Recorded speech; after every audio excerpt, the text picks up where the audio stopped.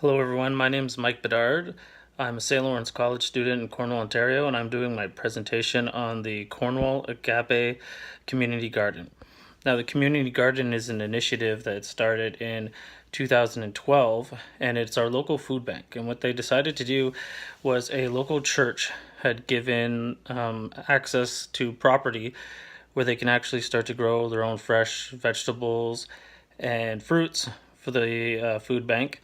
And the food bank has actually used the majority of the produce for their soup kitchen.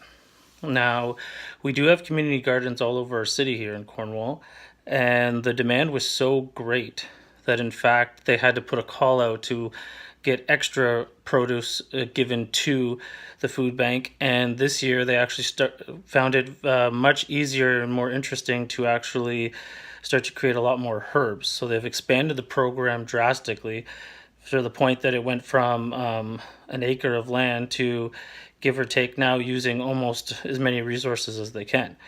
The demand is so great for fresh fruit and vegetables because the price of the fruits and vegetables locally are more expensive than buying things such as craft dinner or, say, some produce goods that may not be as healthy for families. So here in the community, we've used it to a great extent, and the demand is greater than the need. The need's much greater. There's most of the labor is all done by volunteers. It's run by volunteers. All of the seeds are donated to the community, much so like food would be donated to the food bank.